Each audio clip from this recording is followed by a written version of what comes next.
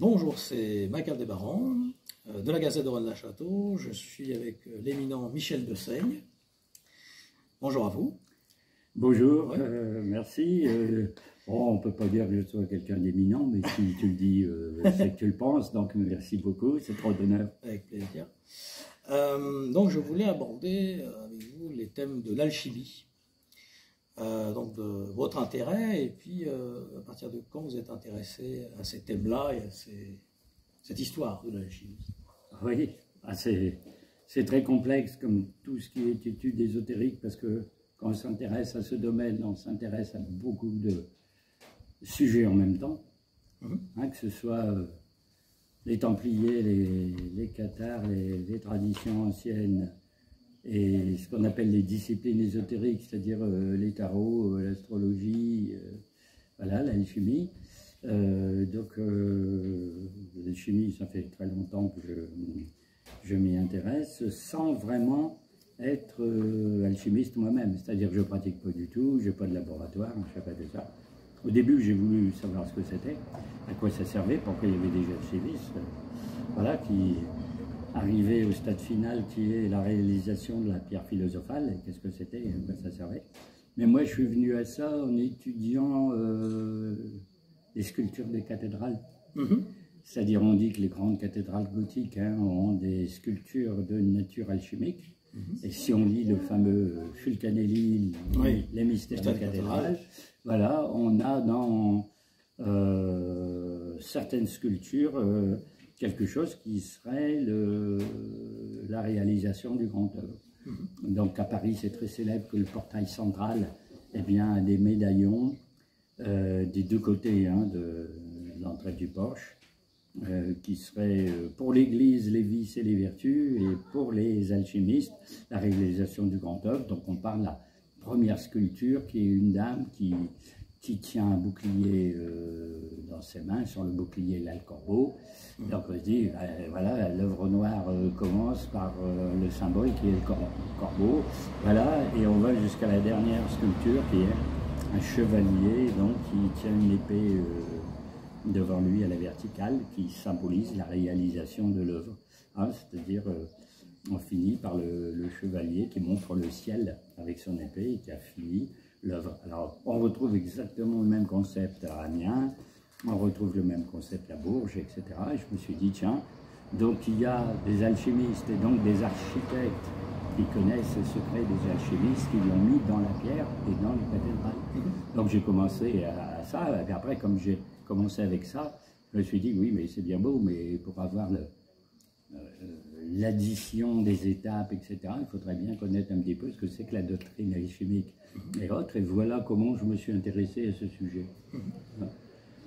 Quel est votre avis sur le fait que Fulcanelli, sur une œuvre collective, ce serait Corsellier, Julien Champagne, votre avis personnel? Alors forcément, c'est l'énigme des énigmes, c'est toujours pareil quand on parle des grands alchimistes. Il y en a, on dit c'est Nicolas Flamel, bon ben Bernard c'est Nicolas Flamel.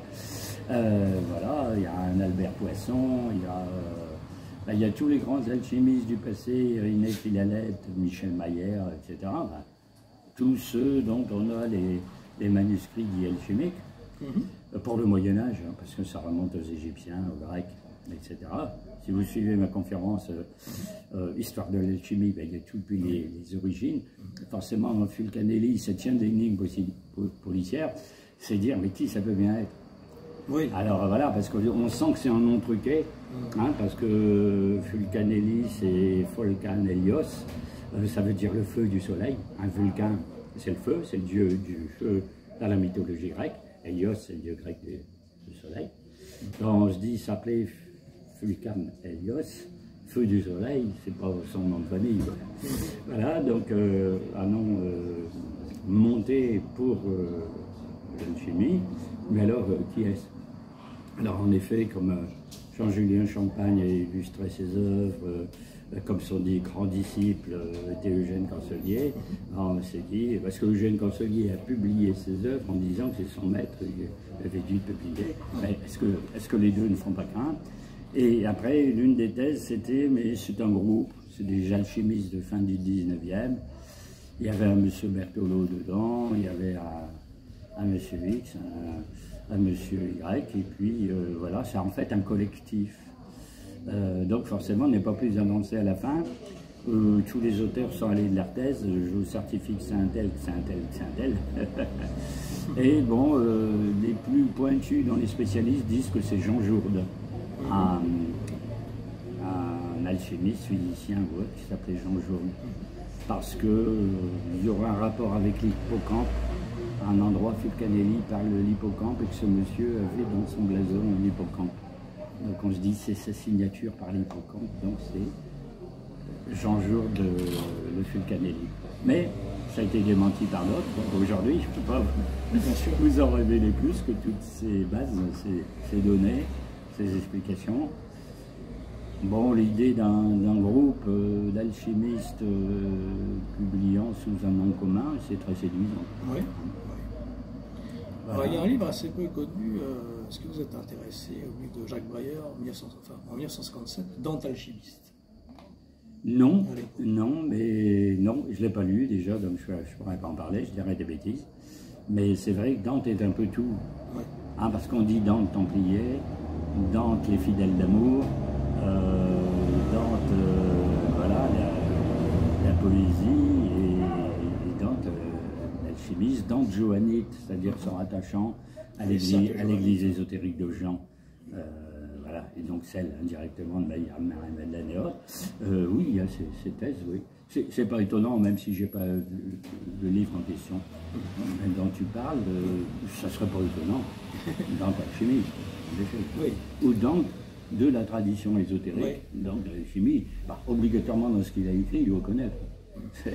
Jacques Breyer faisait partie des mouvements néo-templiers d'Argénie, oui. Toute l'époque d'Argénie. L'histoire de l'urgence d'Argénie, en effet. Là, Argénie, je connais un petit peu, quoi, parce que je suis allé voir comment c'était sur place. C'est vrai, au château. Qu'on ne visite pas, hein, parce que c'est une propriété privée. Exactement. Donc voilà, c'est en deux parties. Une partie habitée par le propriétaire actuel, le parti du château dit de Beaulieu. Et dire, ben voilà, je ne visite pas cette propriété privée. On le voit de l'extérieur. Il est discret. Il est discret, déjà dans la région, il faut le trouver. Après, il est discret, il faut rentrer dans la cour. Et puis après, ben, on est très... Si on tombe sur quelqu'un qui habite l'endroit, la personne est très, très évasif. En tout cas, on ne le visite pas. Mais bon, c'est là, c'est les lieux avec la légende qui s'y rapporte, hein, de trésor des Templiers, etc. Voilà. Le livre de Mircea Eliade, Forgeron et alchimiste. Ouais. Donc vous êtes intéressé, j'imagine, à ce livre-là. Oui, mais tu peux me dire votre avis sur ce livre-là et son approche. Alors le problème, c'est que ce livre-là, je me rappelais plus ce qu'il y a dedans, que je connais Mircea Eliade, bien entendu, parce que c'est un auteur, j'allais dire, incontournable. On doit avoir lu ce qu'il a écrit, ça je ne dis pas, j'en ai lu. Hein. Mais alors, me rappeler ce qu'il a vraiment écrit dans ce livre-là, là, je ne sais pas. Les forgerons et alchimistes, ça ne veut plus dire. Hein. Oui. C'est-à-dire que c'est lié au début, hein, c'est le travail du feu. Donc, au départ, c'est la symbolique du feu, parce qu'on travaille le feu, on travaille avec le feu.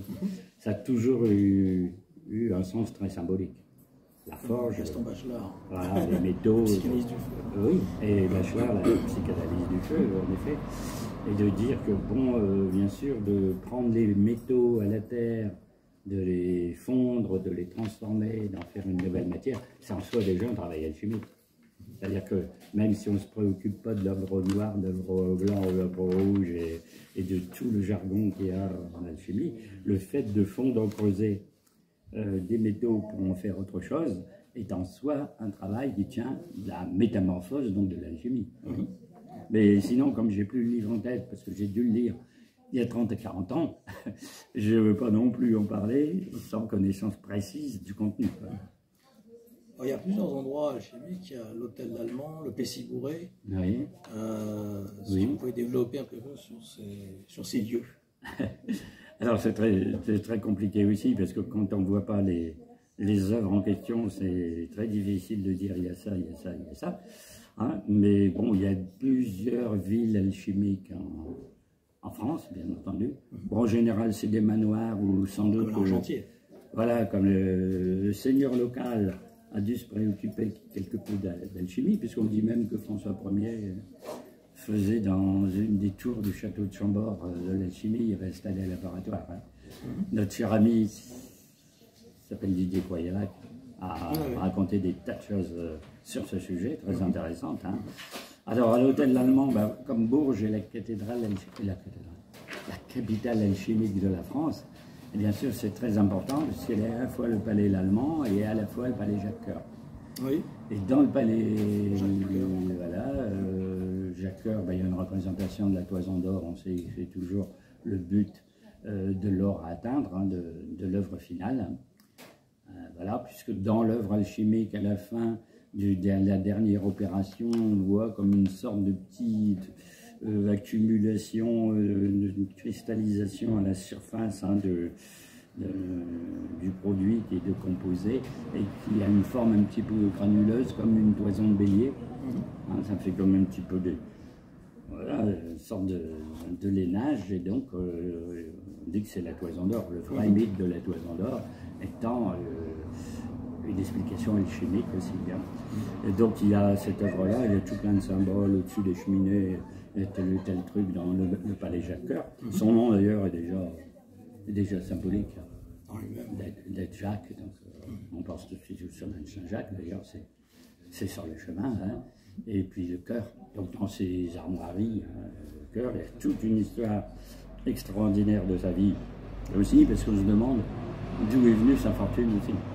Oui. Une immense fortune, construire cet immense palais dans Bourges, et dire, bon, peut-être qu'il fabriquait de l'or, et puis peut-être que la pierre philosophale fait que. Hein, et donc le palais L'Allemand, là aussi on voit un moment le souffleur, un moment un petit personnage au sommet d'une colonne qui tient ce long tube, vous savez, une sorte de vase qui a un long tube, ça peut être en alchimie, je ne sais plus lequel. Hein. Et là c'est des caissons qu'il y a sur le plafond avec toutes les étapes de l'œuvre alchimique. Il y a des étoiles, il y a des angelots, il y a des animaux. Oui. Là, je ne les ai pas en tête parce qu'il faut aller voir. Hein. Il y a tout un commentaire qui a été fait pour l'expliquer, je crois, par Eugène Grosselier. Et au Plessis-Bourré, le monsieur de Plessis-Bourré, c'était le grand argentier de Louis XI, qui avait sa résidence là privée. Donc aujourd'hui, même c'est un château privé, c'est un manoir privé. Qui dit manoir privé, dit des conditions de visite, dit un guide officiel du château, donc on n'y va pas en rentrant en disant vous voyez ça, vous voyez ça. Là aussi, ceux que ça intéresse, dont toi, puisque je vois que ça t'intéresse, Eugène Grosselier a écrit un commentaire des images contenues sur le plafond voilà, du grand œuvre, hein, des étapes différentes de ce grand œuvre. Il y a un endroit, il y a une immense cuve en cuivre avec un personnage féminin, un personnage masculin, enlacé, debout dans cette cuve. Donc c'est le chaudron alchimique, il y a le principe féminin, le principe masculin, avec le principe féminin qui est beaucoup plus grand que l'homme qui représente le principe masculin. Donc on sait que le travail du mercure, ce qu'on appelle le mercure, qui est en alchimie le volatile et ce qui pourrait être appelé l'aspect féminin, et que souffre c'est l'aspect masculin, est quand même l'essentiel dans le travail alchimique. Hein.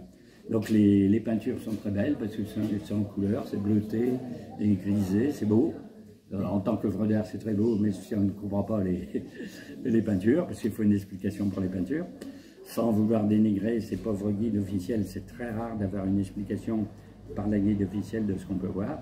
Il y a quand même une des peintures qui est très célèbre, qui s'appelle la pisseuse, hein, parce que dans ces caissons, on voit à un moment une très belle jeune fille qui soulève ses jupes jusqu'à l'entrecuisse et qui urine. Donc bien sûr, ça peut choquer certains visiteurs, mais en fait, c'est l'allusion au sel d'ammoniac contenu dans l'urine qu'on utilise pour dissoudre certains produits. Enfin, ça fait partie d'une des étapes des opérations alchimiques. Donc bien sûr, quand on s'y connaît, on parle de la première case avec le premier travail jusqu'au dernier. Donc il y a toute une notation un peu d'itinéraire. Hein. Il y a un sens. Hein. Et puis après, il y a un sens de toutes les explications, interprétations. Mais là aussi, il faut les voir pour que ça dise quelque chose à quelqu'un sans voir comment ça peut être fait. Mais puisqu'on parle de ce sujet, ça vaut le coup d'y aller. Alors c'est un petit peu au nord d'Angers, Voilà, il y a un plan d'eau tout autour, c'est dans la campagne, c'est très beau, hein, mais la visite vaut le coup. Hein. Maintenant, en Bourges aussi, Oui, bien sûr. comment ça s'appelle, Dampierre-sur-Boutonne aussi, en Normandie, il y a aussi des manoirs alchimiques, etc. Donc, alors, il y a le Châtenay, qui est un manoir alchimique en Bourgogne, pas tellement loin de Vézelay. Oui, Où il y a aussi sur les linteaux de porche tel ou tel symbole. Il y a le mercure, signe de mercure, et puis des têtes d'animaux, des animaux qui signifient telle chose en alchimie. Hein. Toujours. Alors là, c'est pas le cas, mais ailleurs, on peut avoir un corbeau, une colombe, un phénix. Alors quand il y a un phénix quelque part, on dit c'est l'œuvre rouge. C'est simple, puisque le phénix se jette dans le feu et renaît de ses cendres. On a tout à fait la métamorphose. Hein, d'un plan qui finit pour un plan qui renaît, et la métamorphose symbolisée par le phénix. On est un homme nouveau quand on a réalisé l'œuvre chimique. Et donc on renaît de ses cendres pour être un homme spirituel, un deux fois né, comme on dit en initiation, grâce à la pratique alchimique qu'on peut obtenir par les pratiques de l'alchimie. Que d'autres personnes ont repris, comme l'abbé Gillard avec ses 4 lions Oui. dans l'église de Traoré. À Trévorantoc, en effet. Ah oui. Alors, ça a encore un endroit très célèbre, c'est l'église du Graal, dans la Féroce de Brocéliande à Trévorantoc, où l'abbé du coin a fait une décoration très très spéciale, avec un vitrail du Graal, avec ceci, avec des symboles, avec le nombre d'or écrit quelque part sur un linteau, etc. Oui, on peut visiter cet endroit-là aussi. Il y a 3 personnes qui sont très intéressantes, c'est Schwaller de Ludwix, Blaise de Luguer et Arnaud de Villeneuve. Et là, on peut voir qu'il y a ce mystérieux baptême du feu, enfin, l'azote des alchimistes, avec ces 3 personnes. Oui, alors Quel est votre avis? Là, c'est m'en demander beaucoup, parce que je ne suis pas très spécialiste de ça. Moi, je connais les personnages, Vigenère, Arnaud de Villeneuve, bien sûr, dont tu parles, mais je ne suis pas très au courant de leurs œuvres. Je sais qu'ils ont écrit quelque chose sur le fameux azote, en effet. Hein. Mais bon, là, moi, je ne suis pas vraiment spécialiste. Je ne suis pas spécialiste dans le travail alchimique lui-même. Je suis un peu spécialiste pour dire, en histoire et en doctrine, qu'est-ce que c'est. Hein, une fois qu'on a ça, on dit voilà, les alchimistes pensaient que et voulaient faire que. Après, la pratique, comme moi je ne pratique pas, c'est beaucoup plus difficile de dire ils ont réalisé ceci, ils ont réalisé cela, au laboratoire, et dans leur livre, justement, ils donnent une méthodique, une méthode, etc.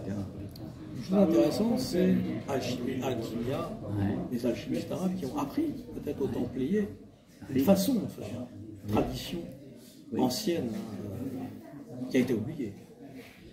Oui, alors oublié, peut-être pas pour tout le monde, on pense que comme l'alchimie vient des Égyptiens puis des Grecs, puisqu'on a des traces d'alchimistes grecs, mais vivants, ayant appris à Alexandrie, grand centre ancien des sciences ésotériques, de la gnose et de l'alchimie est en Alexandrie, mais c'est bien antérieur, ces sciences sont nées bien avant qu'il y ait une ville d'Alexandrie, fondée par Alexandre le Grand, et il est bien certain que les Grecs ont récupéré l'héritage, et même sont allés en formation, beaucoup, ils disent, comment dire, un séjour en Égypte, toujours ésotérique, parce qu'à l'époque on ne faisait pas de tourisme, donc c'est pour apprendre dans les temples. Et puis bien sûr, comme après il y a eu la conquête arabe, de toute l'Afrique du Nord, de tout le Moyen-Orient, de l'Égypte, etc., jusqu'en Perse, et bien certains, ils ont récupéré l'alchimie ancienne, l'ont mis en, j'allais dire, dans une mouture arabe. Puis comme après, ils ont envahi des parties en Europe, c'est-à-dire la Sicile, l'Espagne, le Portugal, sont remontés dans le sud de la France. Et dans ces années 9e, 10e, 11e siècle, ont transmis les secrets alchimiques. Et comme à la même période, 12e, 13e siècle, il y avait les Templiers, la foi en Espagne, au Portugal, dans le sud de la France et au Moyen-Orient, et à un moment en Égypte, et bien certains, il y a eu des communications, qu'ils s'intéressaient beaucoup à tous ces sujets ésotériques, que ce soit la géométrie sacrée, la symbolique, l'architecture, l'alchimie et autres, ont retranscrit dans leurs enseignements plus ou moins secrets, bien entendu, ce qu'ils ont appris, et ça ne surprend pas que beaucoup de choses puissent venir par une transmission arabe sans être d'origine arabe. Oui, d'ailleurs les Rosecroix aussi ont repris toutes ces traditions, les frères de la Pureté, anciennement, toutes ces traditions, même de chiites, ou Ibn Arabi, qu'on retrouve après dans Ibn le Arabi, texte alors, de la Rosecroix. très célèbre, initié, bien entendu, au XIIIe siècle, je crois. Donc il y avait les grandes places, comment dire, en Espagne, hein, de Cordoue, de Tolède, voilà, de la région après catalane. Après c'est passé en France, puisque bon, il y a eu de multiples échanges entre bien sûr la partie péninsule ibérique et la Gaule, hein, de l'époque, je pense, bien entendu. Donc tout est lié, en fait, il n'y a rien de surprenant, j'allais dire, dans ces transmissions. Ça va de soi en haut. Comme... Il y a un autre endroit, c'est Notre-Dame de Marseille, qui est très intéressant aussi à Limoux, avec un C. Oui, Notre-Dame de Marseille, à Limoux, oui, en effet. Bah oui, parce qu'il y a une Vierge Noire, parce qu'il y a des symboles. Et si elle est étoilée. Comment? Et si elle est étoilée? Oui. Qu'on retrouve à Campagne-sur-Aude, qu'on retrouve à Château, toujours. Toute cette région de l'eau. Toujours, hein, bien sûr, toujours l'étoile, le ciel étoilé. Hein, d'ailleurs, comment dire, quand on parle de Compostelle, hein, on dit aller sur le tombeau de Saint-Jacques de Compostelle, mais en gros, c'est suivre le chemin de l'étoile. Parce que Compostelos veut dire le champ de l'étoile. Donc on ne voit pas pourquoi on suivra un chemin pour aller sur le tombeau de Saint-Jacques, alors qu'en fait on suit à l'étoile, c'est-à-dire en fait on suit le parcours de la Voie lactée, tout le bord de côte de l'Europe, hein, bien sûr, suit jusqu'à Saint-Jacques de Compostelle. En gros, on suit la Voie lactée au niveau du sol. Et on arrive au bout à l'étoile, comme on est censé faire l'étoile. Et si on va à Amiens, la cathédrale d'Amiens, là aussi il y a un symbole alchimique, c'est un initié qui est devant 3 disciples et il montre le dos à la verticale, une étoile qui est juste au-dessus, juste dans la volute qui part par le haut. C'est une étoile à 7 branches. Alors on a Léon de l'étoile un peu. Bien sûr. Alors on est très souvent dans l'étoile à 5 branches pour les alchimistes. Mais là aussi, l'étoile à 7 branches qui est l'étoile des initiés. En gros, ça vient d'Égypte aussi. La grande déesse des initiations est la compagne de Thoth. Hein, et cette déesse s'échappe. Comme symbole sur la tête, une tige avec une étoile à 7 branches, c'est l'étoile des initiés. Donc voilà, donc tout se tient un petit peu là aussi. Par rapport à l'Égypte, il y a tous les travaux d'Enel aussi qui sont très intéressants. Alors Enel aussi, on peut travailler avec les Enel aussi a écrit beaucoup de choses sur l'Égypte. Chalère de Lubeck, dont tu parlais, a beaucoup écrit sur les initiations égyptiennes. Oui, c'est vrai. Mais je ne peux pas en dire plus parce qu'il y a très longtemps que je n'ai pas relu ou lu ces livres-là. Donc forcément, comme c'est pas récent, je ne peux pas dire, ben là, il y a ça, tel chapitre, c'est très intéressant, tel truc. Parce que je ne peux pas dire que je ne connais pas les auteurs, mais je ne connais plus le contenu. Il y a Chartres aussi, l'œuvre noire de Chartres. Chartres, il n'y a rien de plus extraordinaire que d'aller à Chartres. Il faut absolument faire Notre-Dame de Paris, Notre-Dame d'Amiens à Chartres. Avec la Vierge Noire aussi à Chartres, même plusieurs. Il y en a une Notre-Dame de sous la terre et d'autres Vierges Noires. Alors Vierge Noire, chez nous, c'est surtout la Provence, c'est surtout l'Auvergne, puis c'est un petit peu par ici, hein, vers les Pyrénées. Mais Chartres, comme il y a Chartres aussi. Il y en a même une à Boulogne chez moi, où la Notre-Dame de Boulogne, c'est une Vierge Noire. Donc c'était très diffusé, alors beaucoup moins au nord qu'au sud, bien entendu. Mais bon, c'est la déesse mère, c'est la déesse Isis, c'est Cybèle, etc. Et c'est la même représentation qu'on voit sur le portail central de Notre-Dame de Paris, ou sur le pied du pilier central, hein, ce qu'on appelle un trumeau dans l'architecture gothique. On a cette fameuse Vierge de l'alchimie, hein, c'est-à-dire voilà, la dame qui est assise sur un trône, qui a un livre ouvert, un livre fermé à la main, qui a la connaissance profane, la connaissance secrète, etc., etc., qui a des ondes par-dessus la tête, des ondes au niveau des pieds, donc on a les 2 niveaux d'ondes telluriques, d'ondes cosmiques, etc., etc., etc. Donc là aussi, il y a de quoi connaître sur ce sujet. Chartres, c'est quasiment incontournable, hein, comme disait, pas seulement le point de vue alchimique, mais tout, hein, l'architecture, les vitraux. Les vitraux sont justement alchimiques. Hein, c'est-à-dire que le bleu de Chartres n'a jamais pu être fait dans les usines chimiques. Parce qu'il manque toujours quelque chose pour que ça soit le même bleu, puisqu'il y a le travail de l'alchimiste qui joue dans la fabrication, et parce qu'il mettait une sorte de poudre d'or dans l'alliage, et ça donnait ce bleu miraculeux de Chartres. Et forcément, dans l'industrie, mettre de la poudre d'or dans l'alliage, c'est un petit peu, comment dire, cher. Bien sûr. Et puis en plus, techniquement, ils ne doivent pas savoir les dosages, ils doivent pas savoir le faire. Bon, ça explique bien des choses. Mais bon, incontournable, hein, tous ces endroits dont on a parlé. Alors, on va terminer sur les noces chimiques de Christian Rosenkreuz.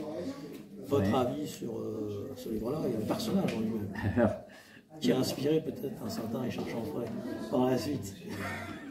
Oui, bien sûr, mais tu sais ce qu'on dit à ce sujet, hein, que ce ne serait pas un personnage réel, que c'est Christian, Christian Rosecroix. Sa traduction de son nom, c'est Christian Rosecroix, donc forcément, les noces chimiques, bien entendu, on voit que c'est l'alchimie tout de suite. Hein. Obligatoirement, c'est des noces, puisque c'est un mariage. Normalement, l'alchimie, c'est le mariage de l'eau et du feu. Donc, on lie deux éléments contraires, dont on fait un seul élément unitaire, ce qui est une grande performance. Hein, puisque au début, on a la guerre des deux éléments, toujours symbolisée par deux personnages qui se battent, ou par comment dire, la lutte du mercure et du soufre, et au fur et à mesure des opérations, à la fin on arrive à l'alliage, à la synthèse comme un mariage, justement, de l'eau et du feu, principe masculin et principe féminin. Parce que le but de toutes ces sciences ésotériques, c'est toujours de retourner à l'un. L'unité, de retrouver l'unité primordiale, diviser et multiplier pour X raisons. Donc on descend, la chute, c'est sombrer dans le multiple, on essaie de reconstituer les éléments et par ces doctrines initiatiques. Si je parle du multiple, je réunis, je recondense, je resynthétise à deux polarités, les deux, je réussis à les fondre, je retrouve l'unité d'origine. Donc c'est toujours le même thème, en gros, de base de la spiritualité, c'est de revenir à l'état primordial de la création avant la division, donc avant la chute dans le monde matériel. Là, c'est des thèses un peu gnostiques, hein. C'est de dire au départ tout était spirituel, il y a eu une évolution, une chute dans la matière. Tout le but de l'initiation, c'est de ressortir dans la matière pour retrouver le corps spirituel, l'esprit, etc. Et en gros, l'explication de base, que ce soit Christian Rosenkreuz ou tous les autres, c'est toujours la même idée, avec un vocabulaire différent, une période différente, parce que c'est ressorti à période plus ou moins régulière. Et comme on dit, bien sûr, qu'il y a l'origine de la Rose-Croix moderne. À son époque, on a sorti là les noces chimiques, hein, Christian Rosenkreuz, forcément c'est Christian Rose-Croix. Alors j'ai dit, ben voilà, c'est quand des grands initiés ont laissé apparaître au jour la fameuse organisation des Rose-Croix. XVIIe siècle, c'est 1614. Ah, ça ne veut pas dire qu'il n'y avait pas de Rose-Croix avant, parce que tout le symbolique de la rose dans les fidèles d'amour au Moyen-Âge, etc., dans tous les roses d'ailleurs qu'on sculpte un peu partout, c'est toujours la mystique de la rose. C'est l'âme, c'est le cœur, etc., c'est l'initiation, c'est tout ça. Donc forcément, le sens Rose-Croix, c'est tout de suite une interprétation très symbolique. La croix, c'est la matière, la difficulté du parcours, c'est le creuset par l'alchimie, parce que le creuset est une forme de croix. Donc on voit bien qu'on fait un travail sans la matière très difficile, on en tire quelque chose, on évolue, on a l'épanouissement de l'âme qui en sort. Alors c'est un peu ça, hein, à interpréter. Un peu difficile à comprendre les noces chimiques de Christian Rosenkreuz, enfin bon. On s'adresse à un public averti. On s'adresse à un public qui connaît, c'est bon, c'est pas difficile. Je parle du public en général qui voudrait lire ce livre. Eh bien, Oui. merci beaucoup pour Eh ben, on voilà. va dire, ce petit traité d'alchimie. Ah, bah, très très léger, très succinct, très... Eh bien, merci Bon, beaucoup, Michel il Deslay. n'y a C'était pas de quoi, non. également pour la Gazette de C'est un Rennes-le-Château. plaisir de Plaisir répondre partagé. à tes questions pour la Gazette de Voilà. Rennes-le-Château. Justement. Et puis, justement, j'étais à Rennes-le-Château avant-hier, Voilà. j'étais à Montségur hier, et voilà. Et là, je suis à Rennes-les-Bains pour une conférence aujourd'hui. C'est ça. Mais pas sur l'alchimie. Non, Mais bon, il y a bien quand plein de même. sujets à discuter. Il y a plein d'autres sujets à discuter. Merci beaucoup. Merci beaucoup. Merci. À l'après-midi.